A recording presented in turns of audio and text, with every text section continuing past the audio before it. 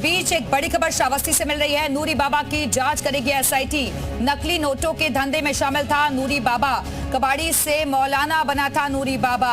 मदरसे की आड़ में चल रहा था धंधा और प्रवीण कुमार यादव करेंगे एसआईटी का नेतृत्व। क्राइम ब्रांच टीम भी शामिल की गई है। श्रावस्ती में कबाड़ी से मदरसा संचालक और फिर नकली नोटों के सौदागर बने नूरी बाबा की जांच अब एसआईटी द्वारा की जाएगी और एसपी ने इस मामले की जांच के लिए एएसपी के नेतृत्व में एक टीम का गठन किया है जो नूरी बाबा के खिलाफ की जा रही अवैध गतिविधियों की गहनता से जांच करेगी। नकली नोटों के धंधे में लिप्त आरोपी मुबारक उर्फ नूरी बाबा के नेपाल कनेक्शन की भी जांच तेजी से चल रही है और इसके लिए पुलिस और खुफिया एजेंसियों का पूरा तंत्र सक्रिय है और इस मामले की निगरानी स्वयं एसपी द्वारा की जा रही है।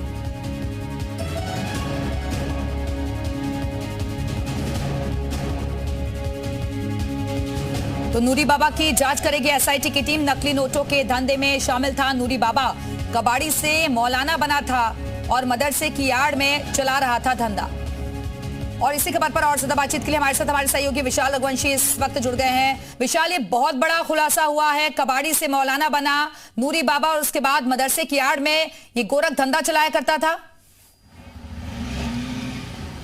देखिए बिल्कुल इस पूरे अब सिंडिकेट का जो है पर्दाफाश करने के लिए एसआईटी की जो टीम है वो गठित कर दी गई है। और सबसे खास बात यह है कि कबाड़ी का काम करता था, उसके बाद ये मौलाना बना, उसके बाद इसने मदरसा जो है चलाना शुरू किया, यहाँ तक कि मदरसे में नकली नोट की जो है फैक्ट्री लगा रखी। इसके साथ साथ चूंकि ये जिस जगह पर है यहाँ से नेपाल की जो सीमा है वो महज 35 से 40 किलोमीटर की है। तो ऐसे में ये कहा जा रहा है कि जो कनेक्शन है जो नकली नोटों के उसको लेकर तो कनेक्शन है ही, इसके साथ साथ क्या आतंकी फंडिंग भी होती थी। इसके साथ ही साथ किस तरह से इसने जो है ये पूरा सिंडिकेट खड़ा किया, इसको लेकर एसआईटी अब पूरे जांच करेगी और इस पूरे सिंडिकेट का जिसमें कौन कौन लोग शामिल थे उनका भी पर्दाफाश करेगी। इसके साथ ही साथ चूंकि ये कबाड़ी का काम करता था तो ऐसे में कैसे ये जो है नकली नोटों का कारोबारी बन गया, मौलाना कैसे बना, इसने मदरसा कैसे शुरू किया, ये तमाम ऐसी चीजें। उसके साथ साथ मदरसे में फंडिंग कहाँ से आती थी, इन सब चीजों के बारे में भी पता लगाने की कोशिश जो है वो एसआईटी की टीम करेगी, क्योंकि इस पूरे मामले में लगातार कई बड़े खुलासे हो रहे हैं। इसमें अगर हम बात करें तो नकली नोटों की जो फैक्ट्री चलता था उससे जो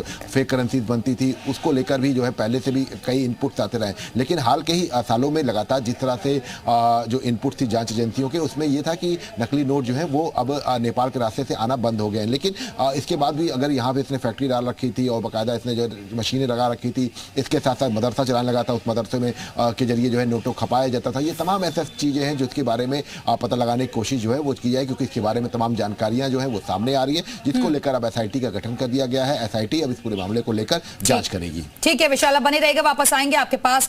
रहमान साहब, मेरा सवाल आपसे है क्योंकि लगातार हम देख रहे हैं कि अवैध मदरसों को लेकर छापेमारी भी हुई, कई अवैध मदरसे पाए गए, अवैध गतिविधियां भी वहां पर होती रही हैं, ये भी बहुत बड़े बड़े खुलासे हुए और अब ये नूरी बाबा सुर्खियों में बने हुए हैं।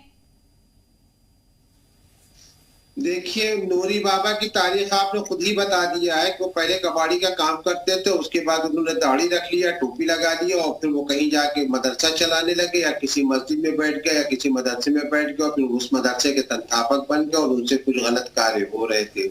तो जाहिर है कि मदरसा या मस्जिद या कोई उनका मौलाना होना, दाढ़ी रखना, ये सारी बातें अलग हैं और उनकी गलती अगर उन्होंने किया है तो एसआईटी की पूरी टीम है जो उस पर मेहनत करेगी, जो उस पर कोशिश करेगी और उनके जुर्म का पर्दाफाश करेगी। और अगर वो मुजरिम है तो उनको सजा मिलनी चाहिए, इसलिए कि गैर कानूनी काम गैर कानूनी होता है, उसमें तरह क्या वो नहीं होनी चाहिए टिप्पणी, और उसमें मस्जिद, मदरसा और उनकी दाढ़ी या मौलाना होना कसूर नहीं है। ठीक है आचार्य, आप, मेरा सवाल आपसे भी यही है क्योंकि ये जो नूरी बाबा के बारे में तमाम खुलासे हो रहे हैं उसको लेकर आप क्या कहेंगे? क्योंकि अभी रहमान साहब को सुना आपने, वो कह रहे हैं कि दाढ़ी, मस्जिद, मौलाना, इससे कोई फर्क नहीं पड़ता, उसने अगर गलत काम किया है तो फिर जांच होनी चाहिए।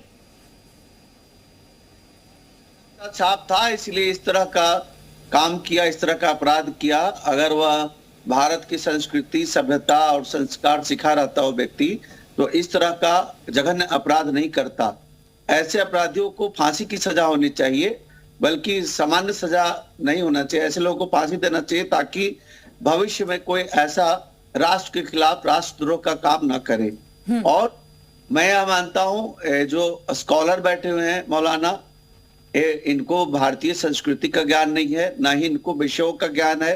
संस्कृत से ही हिंदी निकला हुआ है, संस्कृत से और भी भाषाएं जैसे बंगाला भाषा संस्कृत से निकला हुआ है, कन्नड़ भाषा संस्कृत से निकला हुआ है, तेलुगु भाषा संस्कृत से निकला हुआ है, उड़िया भाषा संस्कृत से निकला हुआ है। तो संस्कृत सभी भाषाओं की जननी है।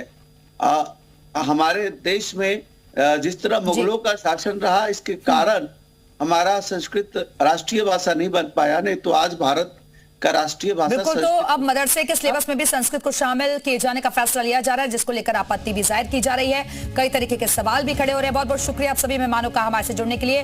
विशाल, आपका भी बहुत बहुत शुक्रिया जानकारी देने के लिए।